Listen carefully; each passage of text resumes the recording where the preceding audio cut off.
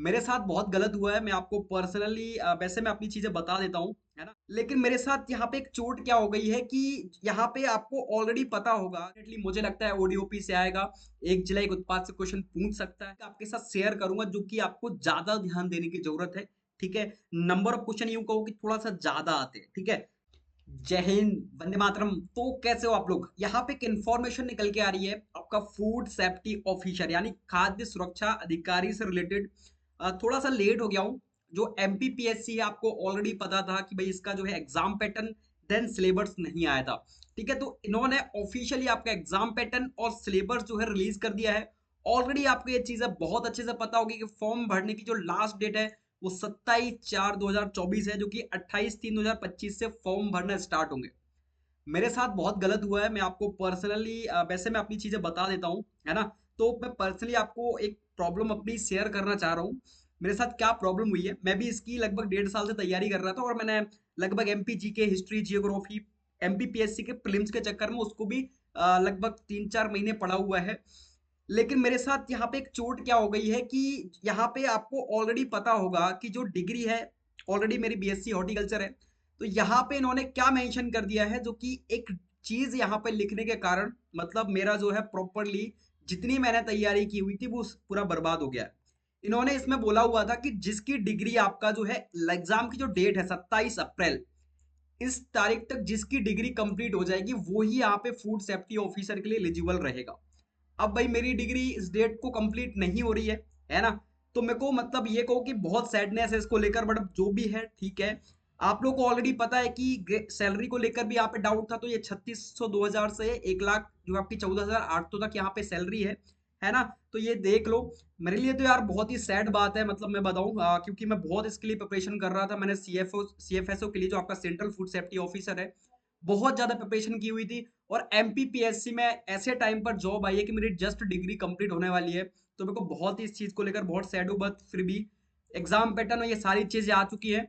मैं आपको ऑलरेडी इसके बारे में बता चुका था कि क्या क्या रहने वाला है, ठीक है? एक्सपेक्टेड, बिल्कुल जो एक्सपेक्टेड बताया था सेम वही यहाँ पे निकल के आया। आप देख लो, जो आपका सामान्य ज्ञान है, यानी आपको बहुत अच्छे से पता है कि आपको MP GK, history, current affair, ये सारी चीजें बहुत अच्छे से प्रिपेयर करके रखनी पड़ेगी, है ना? अच्छा, आपको अगर नहीं पता है तो मेरा टेलीग्राम चैनल भी है जहाँ पे मैं बिल्कुल आपका जो करंट में चल रहा है ना, क्योंकि करंट अफेयर आते हैं, तो ज्वाइन कर लेना।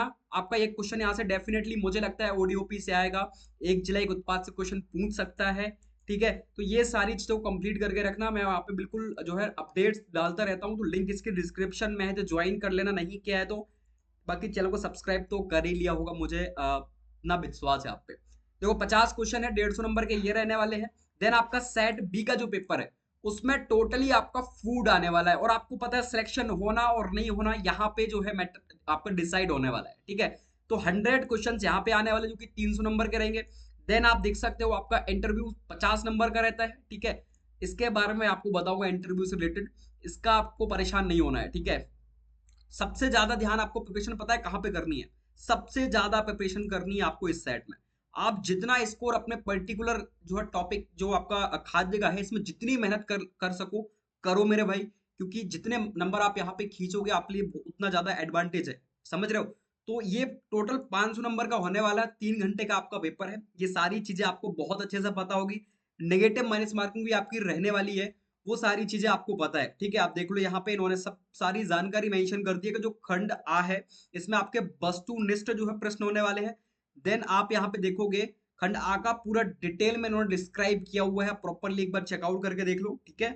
तो ऑलरेडी यहाँ पे आप देख सकते हो जो पेपर आपका है, आपको बहुत सारे स्टूडेंट को लग रहा था कि रिटर्न एग्जाम होगा क्या आपका मेंस में, तो बिल्कुल यहाँ पे रिटर्न एग्जाम ऐसा कुछ नहीं है।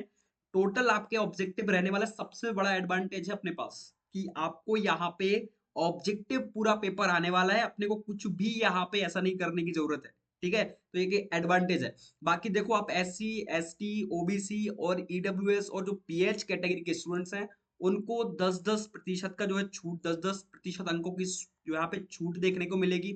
और सबसे इंपॉर्टेंट इन्होंने यहाँ पे क्या कर दिया है, जो भी खंड है, जो भी आपका खंड है, खंड आ और खंड बा, यानी इन दोनों में आपको जो है न्यूनतम स्कोर करना पड़ेगा 30 प्लस। आप यहाँ पे देख सकते हो 30 प्लस प्लस का आपको न्यूनतम स्कोर करना है, तब जाके आप यहाँ पे आगे की प्रोसेस के लिए एलिजिबल हो। ध्यान रखना, ठीक है। तो इन्होंने मेंशन कर दिया है कि न्यूनतम 30% अंक लाना अनिवार्य है। देन आप देखोगे इन्होंने मेंशन किया हुआ कि सही प्रश्न पत्र के लिए 3 नंबर और गलत अगर किया तो उसके लिए 1 नंबर आपका काटा जाएगा, मतलब नेगेटिव माइनस मार्किंग भी आपकी रहने वाली है। पेपर हिंदी और इंग्लिश दोनों मीडियम में आने वाला है। बहुत ही सिंपल है मैं कहूँ, ठीक है। मुझे तो खैर चीजें देखकर बहुत सैडनेस हो रही है, ठीक है, क्योंकि मेरे हाथ से चीजें निकल गई हैं। तो मुझे बहुत बुरा लग रहा है और सबसे इम्पोर्टेंट है मैं फूड्स को लेकर यहाँ पे फॉरेस्ट जो है इसको भी लेकर थोड़ा बहुत कुछ माइंड में था।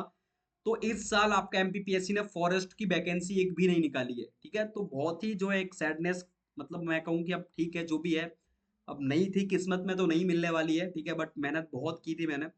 बट अब जो भी है ठीक है। और ये देख लो आप ओएमआर सीट्स के बेसिस पर आपका होने वाला, मतलब आपको बहुत अच्छे से पता है गोला आपने को भरना है। देन आप सिलेबस, मैं बात करने वाला हूँ यहाँ पे इंपॉर्टेंट टॉपिक, ठीक है।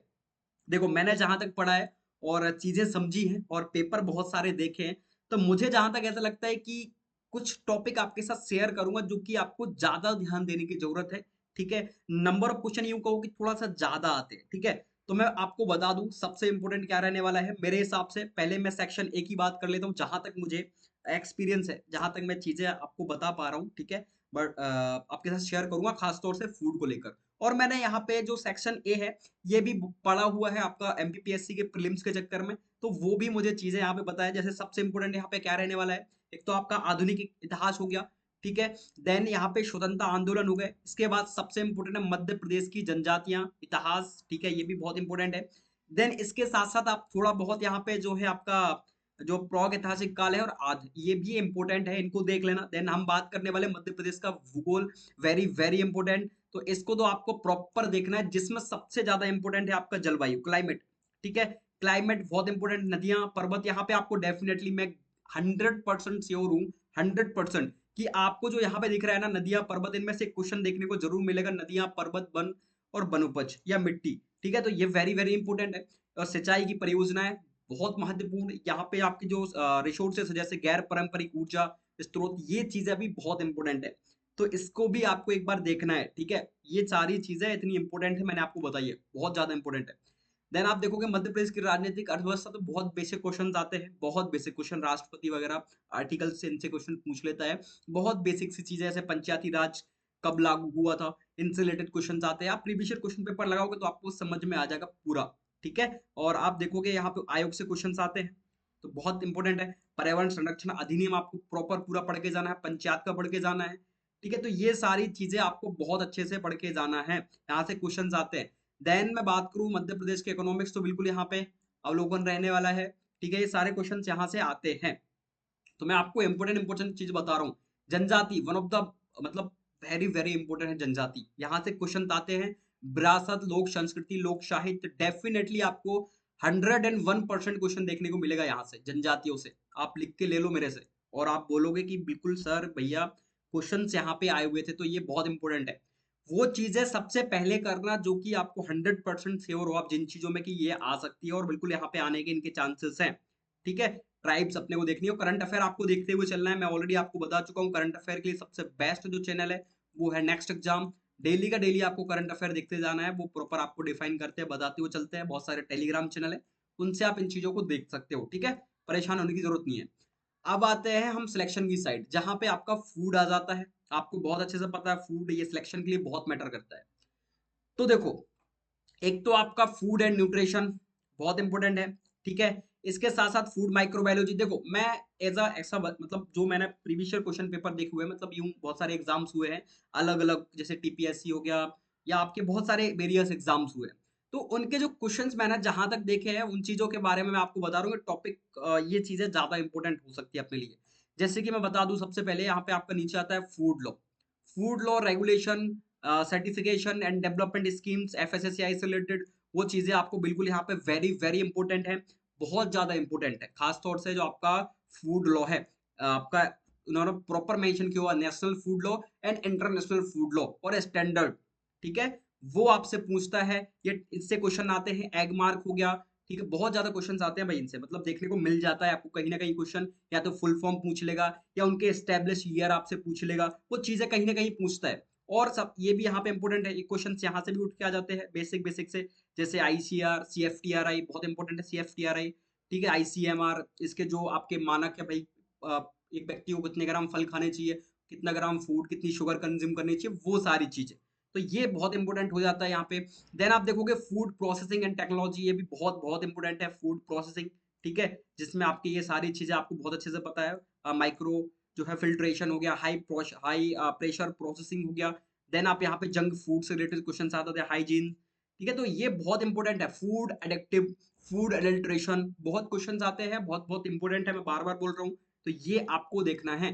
देन आप देखोगे टेंडराइज़ेशन, करिंग, ठीक है? ये आपके लिए इम्पोर्टेंट है, इनसे क्वेश्चन्स आते हैं, ठीक है? एक लिख देगा सिंपल सा और चीज़ें आपसे पूछ लेगा।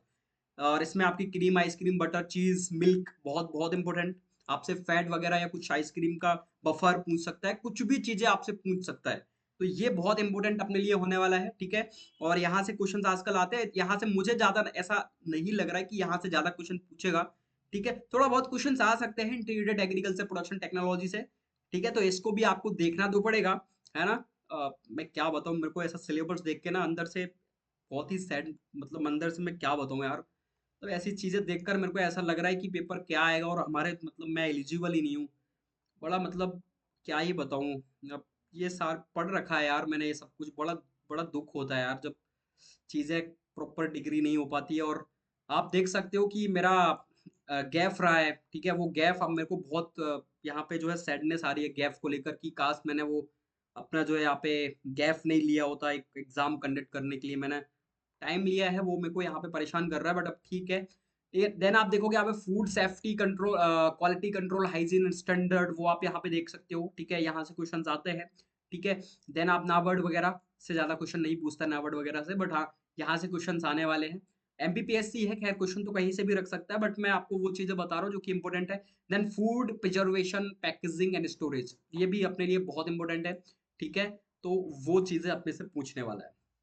ये टॉपिक आपको करने पड़ेगा। Food microbiology, general characters, micro organism क्या होता है, क्लासिफिकेशन, फूड जो है ब्रॉन डिसीज, फूड टॉक्सिन्स, इनसे पूछता है। टॉक्सिन्स आपसे माइक्रोबायोलॉजी में आपसे बैक्टीरिया के नाम पूछ लेता है बहुत, कि भाई ये चीज को खराब करने के लिए कौन सा बैक्टीरिया जिम्मेदार है, फूड में कौन कौन से टॉक्सिन्स होते हैं, बहुत सारे टॉक्सिन्स के नाम होते हैं डिफरेंट डिफरेंट, है ना? सब ये मैंने ऑलरेडी, फूड फर्मेंटेशन, है ना? तो ये बहुत ही मतलब सटीक चीजें हैं, जैसे बेवरेज, बहुत बहुत इंपॉर्टेंट है। और देख के सिलेबस मेरे को, मैं आपको क्या बताऊं, बहुत ही ठीक है। बट ये सिलेबस से आपका सेट ए का और सेट बी का आप देखो, ठीक है ना? और इसकी प्रिपरेशन प्रॉपर तरीके से करना यार। नहीं, जो भी स्टूडेंट्स है मेरे को बताना जरूर, ठीक है? अभी पेपर में तो खैर टाइम है, आपका जून के आसपास पेपर है, बट शेयर जरूर करना मेरे साथ कि भैया फाइनली सेक्शन हो गया है मेरा, है ना? चलो, तो मैं सोचूंगा कि मैं ही सिलेक्ट हो गया हूँ, बट ठीक है, ऑल द बेस्ट। और आप सभी को लगे रहो प्रिपरेशन में, जहां भी प्रॉब्लम आती है बताना मेरे को, बिल्कुल आप सभी की यहाँ पे हेल्प करूंगा। बाकी हम मिलते हैं नेक्स्ट अपडेट के साथ, है ना? और जय हिंद, जय भारत, वंदे मातरम।